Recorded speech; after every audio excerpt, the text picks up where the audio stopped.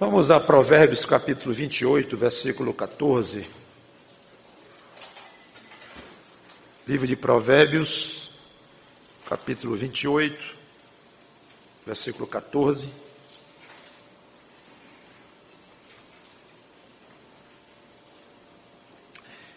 Que diz assim: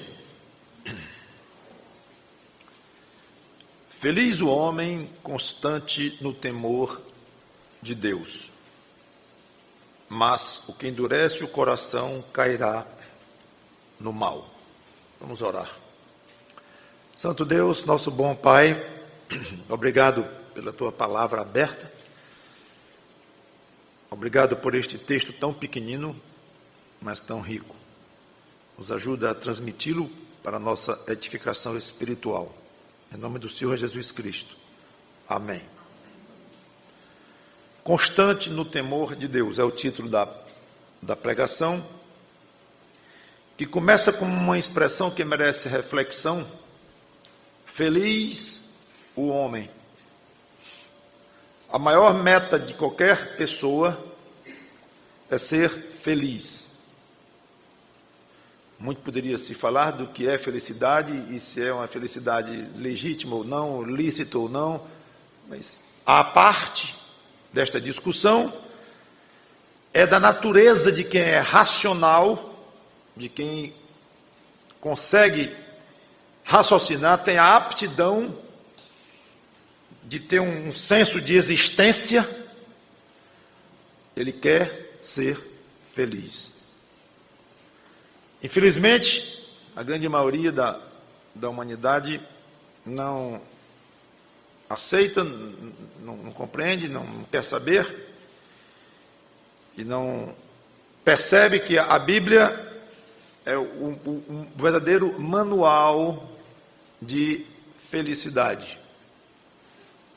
Mesmo sabendo que nunca seremos totalmente felizes nesta vida. Ninguém será totalmente feliz nesta vida.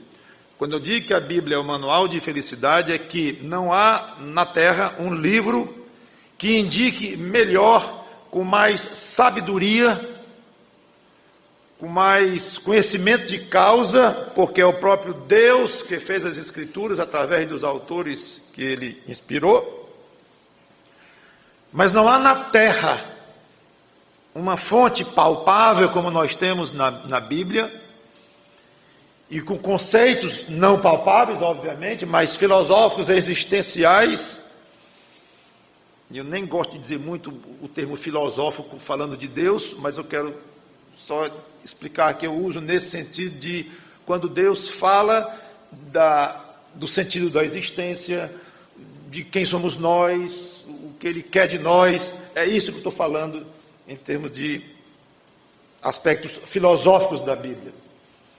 Mas devemos sempre tirar da mente a ideia de que a Bíblia está filosofando como o filósofo A, filósofo B, filósofo C, tem suas teorias. Então a Bíblia tem a teoria dela e tal. Não é nesse sentido. Ela pontifica. Quando a Bíblia fala, ela decide, ela determina. Acabou-se. Tudo mais deve ser comparado com a Bíblia.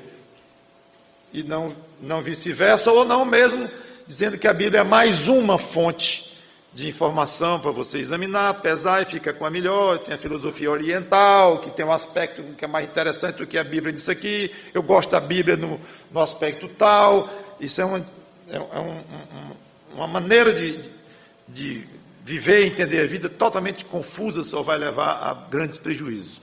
Então, quando eu digo que a Bíblia é o manual da verdadeira felicidade, é que se alguém, eu não vou dizer se alguém quer ser feliz, porque todos querem, sendo coerente como eu coloquei, mas se alguém quer ser feliz na maneira como o próprio Criador imagina ou tem como certa o que é a felicidade do ponto de vista dele, não há outro além da Bíblia. E agora a Bíblia, neste pequenino texto, dá uma excelente pista para quem deseja ser feliz. Não quero estar todo tempo explicando. Ser feliz da maneira como Deus diz que é ser feliz. Quando eu falar daqui para frente em ser feliz, entenda que é totalmente diferente do que você chegar numa livraria e vai encontrar dezenas, talvez centenas de livros sobre felicidade, seja feliz, não tem medo de ser feliz, aquela história toda. Isso é altamente variável. Quando eu falar aqui em ser feliz, é feliz verdadeiramente dentro do que Deus ensina sobre o que é a felicidade. Então, se você pretende ser feliz, que pretende, que eu sei, porque todos pretendemos, mas se você pretende, aí nem todos podem dizer que pretendem, procurar na fonte exata e correta de felicidade e aplicar, que é a Bíblia, aqui está uma passagem valiosa. Feliz o homem que o quê? Constante no temor de Deus. Feliz o homem constante no temor de Deus. Duas coisas nós podemos concluir daqui. Primeira, temor a Deus é fator imprescindível para a felicidade. E só essa afirmação já é completamente estranha, eu acho que para 99,9% dos autores dos tais livros nas livrarias falando de felicidade. Eu acho que talvez 100%. 100% é demais, vamos botar 99,9%. Nem entende o que está escrito aqui, nem entende, acha uma verdadeira tolice, uma coisa nonsense, uma coisa estranha. Quer dizer que para ser feliz é fator imprescindível temer a Deus. Um momentinho aqui, que Deus? Já começa aí. Que Deus? Existe Deus? Ou nós todos somos deuses? Nós todos fazemos uma unidade que compõe o universo, e por aí vai. Então, primeira coisa, o mais elementar de tudo, o primeiro passo para alguém que quer ser feliz é entender que só há um Deus criador, que determina tudo e que estabelece os valores, não pergunta nada a ninguém, nem dá opinião, nem palpite. Deus não dá opinião de nada, ele afirma, ele diz. Ele não questiona, ele nega ou ele confirma. Então, primeiro passo, crendo que há um Deus, que muitos já estão fora dessa categoria, muitos seres humanos, mas uma vez que há um Deus criador, um só, é preciso temor a este Deus, porque muitos de fato creem que há um Deus. Os demônios creem que há um Deus. Não é grande coisa, hein? Crer que há só um Deus. Se você acha que já está a um passo da eternidade com Deus, porque crê que Ele existe, você tem umas companhias meio estranhas. Os demônios também creem e tremem, e os demônios não estarão na eternidade ao lado de Deus. É bom você sair dessa companhia rápido. Então não é suficiente crer que existe Deus. Ótimo que você crê que existe um Deus, mas além disto, muitas outras coisas que eu não vou comentar aqui, que era uma pregação rápida. Mas, então, temor a esse Deus é fator imprescindível para quem pensa em ser feliz. Está na fórmula. Quer dizer que inclui eu morrer de medo de Deus? Quem foi que falou em morrer de medo? Mas temor não é isso? Temor a Deus não é morrer de medo de Deus? Não. Temor a Deus é uma mistura de respeito, reverência, reconhecimento de autoridade, consciência de um poder infinito, usado com a santidade infinita e com a justiça infinita. Então, um poder muito grande, utilizado contra qualquer coisa que vá contra essa santidade absoluta deste Deus. Pastor, mas isso dá um medinho, ou um medão.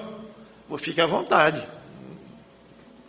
Se o seu temor a Deus inclui ter um certo medo de Deus, ou receio de Deus, pelo que Ele pode fazer por qualquer um e qualquer coisa que vá contra a vontade dEle, pode incluir isso aí. Só que esse medo no sentido de pavor não é o ideal, e quando alguém cresce no conhecimento de Deus através de Cristo, esse pavor desaparece completamente. Mas então o temor vai embora? Não, porque o aspecto de respeito, reverência, reconhecimento de autoridade estão intactos, estão lá. E isso é o que mais caracteriza o temor a Deus. Alguém pode ter temor a Deus através de um pavor, de um medo. É até melhor que tenha do que não tenha nenhum. Sim, mas isso mostra ainda um estágio muito elementar de um conhecimento mais profundo de Cristo, de Deus. Quanto mais conhece a Deus, mais teme, mas no sentido de um respeito absolutamente agradável, porque é um respeito a quem merece respeito, é tratar com dignidade a quem merece dignidade, é reconhecer uma autoridade tremenda para quem tem de fato esta autoridade. Então, cadê o pavor? Desaparece. Seja como for, o temor está aí. Sempre deve ser uma presente, um fator constante no relacionamento do crente a Deus. Quer dizer que eu posso dizer, pastor, que o apóstolo Paulo, que andava assim com Deus, podemos dizer que ele tinha temor a Deus, e muito, talvez muito mais do que nós temos, porque ele conhecia, provavelmente com muito mais profundidade, a esse Deus, mas um temor próprio, que cai bem na alma, esse temor.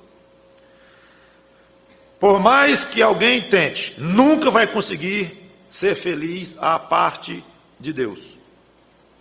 Então, um relacionamento pessoal com Deus através de Jesus Cristo é fator, como se diz, sine qua non, imprescindível para um temor a Deus, para ser feliz. E dentro deste relacionamento com Deus, tem que haver o temor a Deus. Esse conceito de relacionar felicidade com temor a Deus é o oposto do mundo, onde muitas vezes a felicidade ela é sinônimo de quê? De uma liberdade total, mas total mesmo, incluindo inclusive o direito ou a liberdade ou a condição de fazer o que bem entende. Agora, se isso que a pessoa entende por fazer e quer fazer, se isso é contra os padrões de Deus, se vai agradar a Deus, isso aí é detalhe, não me interessa. Eu sou livre para fazer o que eu quiser, Isso é felicidade. É o conceito de muitos no mundo, um conceito que vai contra esta ideia de felicidade, está ligada, intimamente ligada com temor a Deus. Por quê? Porque a liberdade do crente, ela existe embaixo da servitude a Deus. À medida que ele é servo de Cristo, ele fica mais liberto ainda. Pastor, tenha paciência, isso é jogo de palavras. Palavras aguentam tudo. Então só dizer que quanto mais servo de Cristo, mais livre é, isso é jogo de palavras, é incoerência em si mesma uma afirmação dessa. Não é, porque, deixe-me dar um exemplo. Imagine uma criança num parque, sozinha, bem livre, como o mundo gosta de dizer, mas livre mesmo, ninguém olhando por ela, solta. Vai acontecer alguma coisa errada rapidamente. Ela vai bater na criança do lado, ela vai apanhar das outras crianças, ela vai correr na frente dos carros atrás da bola, ela vai subir numa árvore, ficar de cabeça para baixo, e provavelmente vai cair de cima dessa árvore, completamente livre. Não é assim que quer? Agora deixa essa mesma criança no mesmo parque, sob o olhar amoroso e protetor do seu pai. Está ali, olhando, supervisionando e, claro, interferindo nos momentos certos. Essa criança está gozando de uma liberdade muito mais rica, muito mais plena do que a outra. A liberdade da outra é ilusória. Então a criança que está com o pai de lado, fulano, não vá subir naquela árvore, e vê o coleguinha subindo, aquele é que é livre.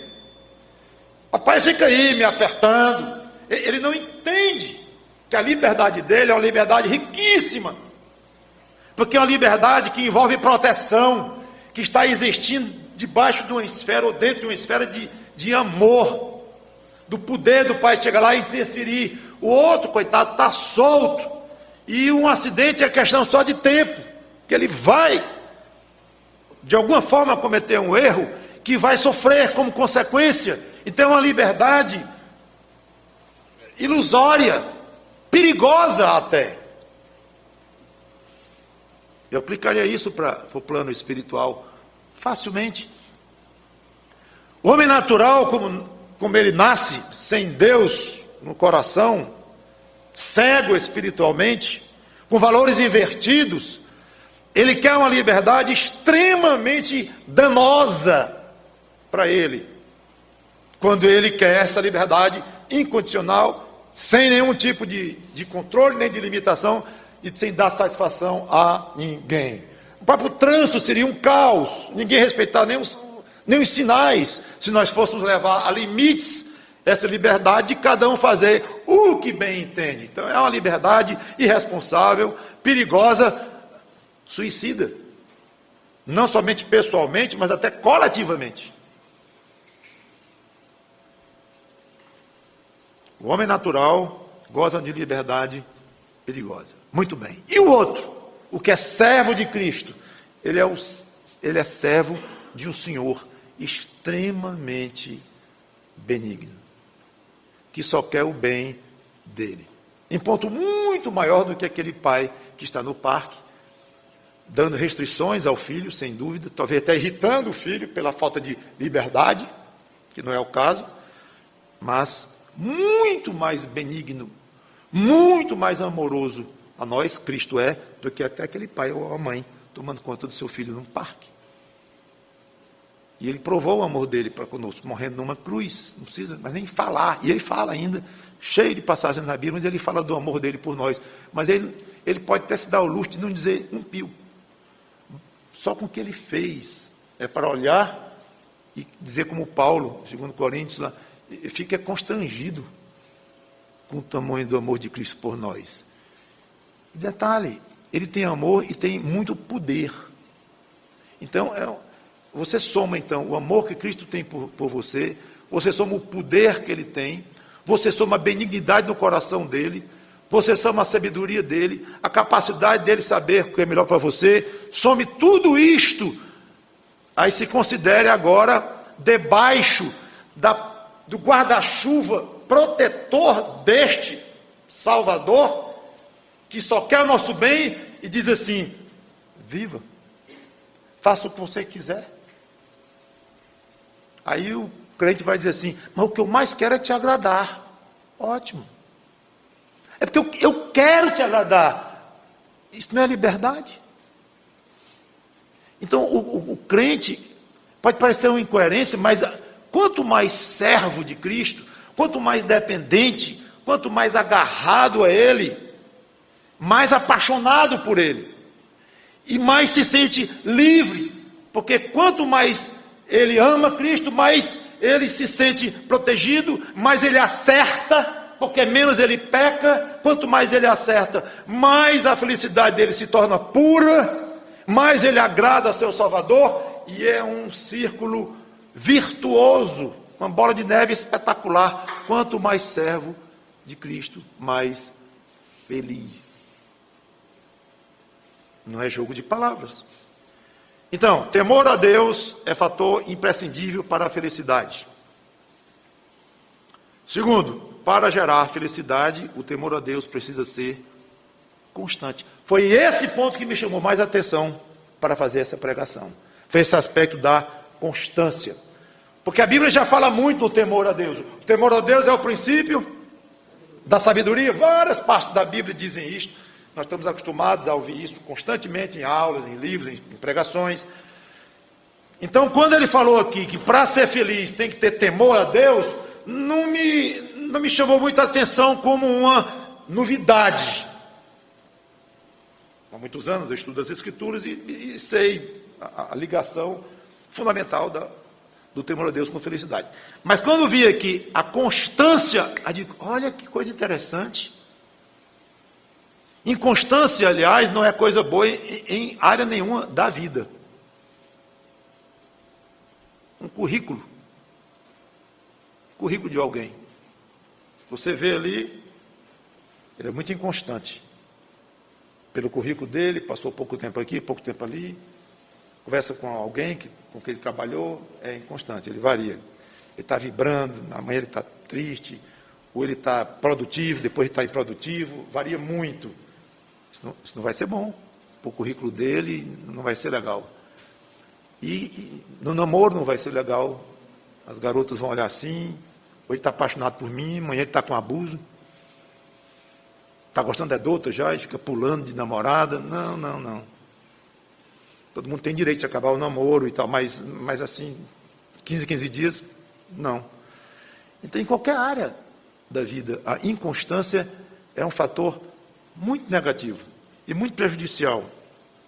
E no aspecto do temor a Deus não é diferente. Eu fiquei pensando, sabe que para muitos crentes, a inconstância é exatamente a pedra de tropeço na vida espiritual. O crente inconstante, ele tem um testemunho variável. Ele dá um bom testemunho hoje, amanhã já não tão bom. É difícil ele se tornar uma fonte de ajuda. Eu não sei se eu posso contar com fulano. Ele tem condições de me ajudar, não somente financeira, mas intelectual, de conhecimento, numa coisa que eu estou precisando, ou sei lá, mas essa ajuda, será que ele está em condições de me dar hoje? Ele está totalmente numa fase que nem pensar. Uma fonte de referência. Procura o fulano que ele faz. Fulano faz isso. Eu sei que eu já vi ele fazer coisa muito mais difícil. Vai lá que ele faz isso. Procure. Não, fulano, você não conhece o fulano, rapaz? Ele está numa baixa danada, não vai fazer não. Então ele deixa de ser uma fonte de referência, uma fonte de ajuda. Ele não pode receber cargos, vamos falar aqui do crente inconstante, na igreja, porque ele falseia. Ele está bom nesse cargo, de repente, o que houve? O que houve? Que todo mundo se perguntando, aí, será que está chegando o final do ano, para a gente pensar no outro para o cargo?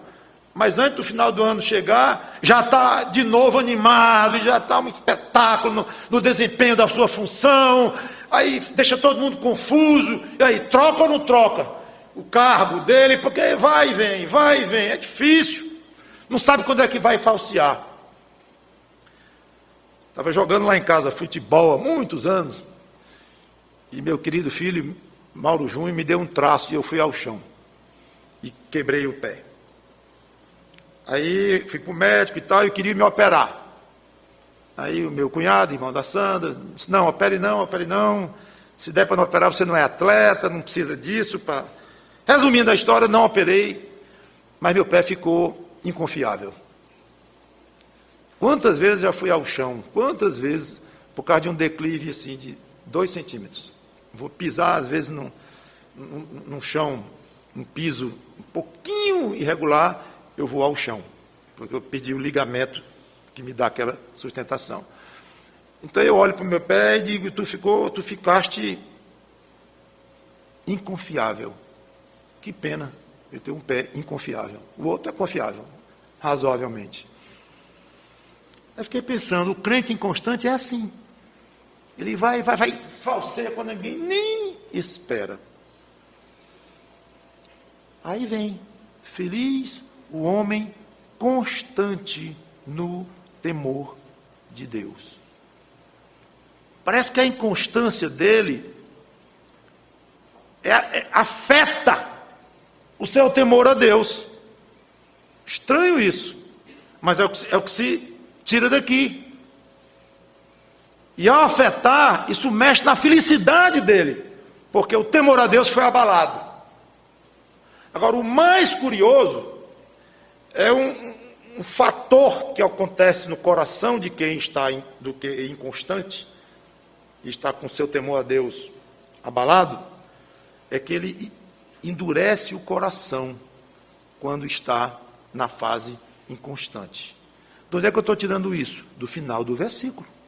Feliz o homem constante no temor de Deus. Mas, aí vem, isso é um contraste. E muitas vezes o livro de Provérbios nos surpreende nesses contrastes. Às vezes não são tão óbvios. O contraste óbvio aqui seria: feliz o homem constante no temor de Deus. Mas o que é inconstante no temor de Deus cairá no mal. Mas não é isso que ele diz. Ele diz: o que endurece o coração. Então, em contraste com a constância no temor de Deus, está o coração endurecido. Ou seja, o crente inconstante, na sua fase afastada, na sua fase baixa, tudo indica que ele está com o coração endurecido.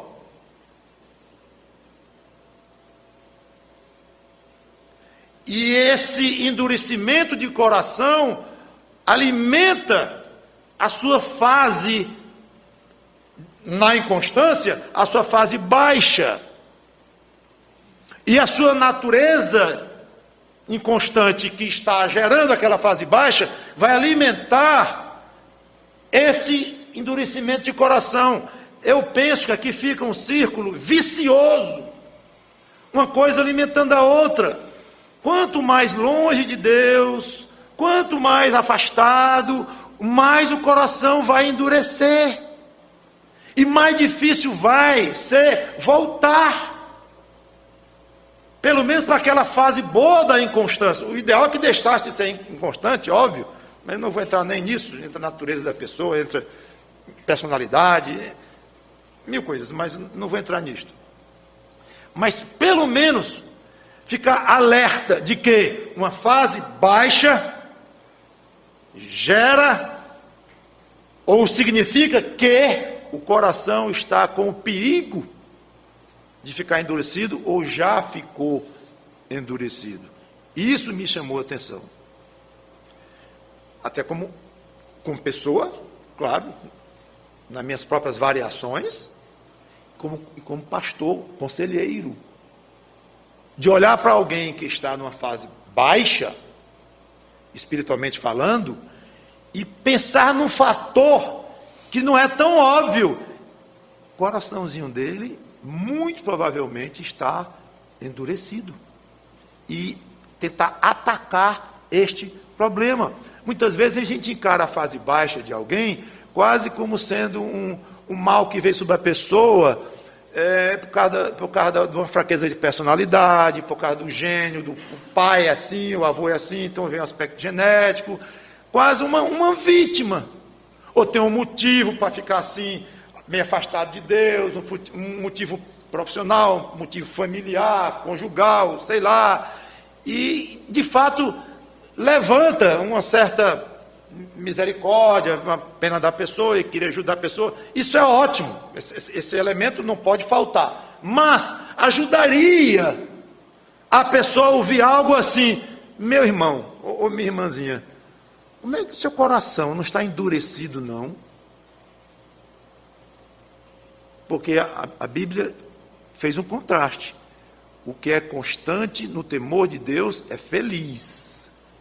Mas o que endurece o coração cairá no mal, que é uma ameaça muito triste. Eu quero encerrar com essas considerações e lembrando que nós pensamos tanto em ser felizes, estar certo, querer felicidade, a felicidade como Deus vê, e lembrar que uma boa dose de felicidade pode estar à nossa frente e nós não enxergamos. Como? Me agarrar mais ao meu Deus. Entender mais a pessoa de Cristo. Querer obedecê-lo mais, servi-lo mais. E tudo isso vai gerar em mim mais temor a Cristo. Eu tenho a impressão que eu deveria estar respeitando mais a vontade de Cristo na minha vida. Isso é temor baixo. está falando muito da palavra Jesus, ou de Cristo, e falando muito dele, de uma maneira muito leve demais, quase irreverente, falta de temor, está baixo o nível de temor a Cristo. Você está reverenciando um pouco a majestade de Cristo, temor baixo, porque o temor inclui reconhecimento da majestade, da autoridade, como já comentei. E tudo isso talvez você não se lembre que está ligado com a sua felicidade. Aí você se sente infeliz, desolado, triste, e se esquece de cultivar um relacionamento mais perfeito com Cristo, que vai envolver temor a Ele, e que vai envolver então um aumento certo, líquido e certo, de aumento de felicidade. E o contrário, quanto mais fraco você ficar espiritualmente, mais você vai deixar o seu temor diminuir, a sua relação com Cristo vai diminuir, seu coração vai endurecendo, e você, se quiser pensar em outro tipo de felicidade, vai ter que comprar esses livros lixo das livrarias e procure outro tipo de felicidade, porque você não vai encontrar a felicidade longe de Cristo. Vamos orar. Obrigado, Senhor, por estas colocações, por estas noções geradas por este versículo.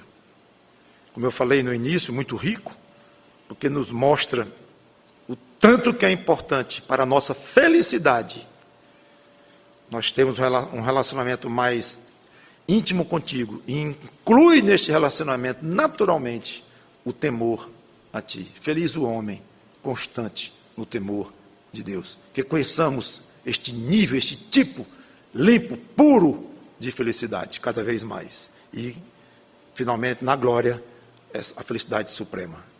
Em nome do Senhor Jesus Cristo, te pedimos e agradecemos por isto. Amém.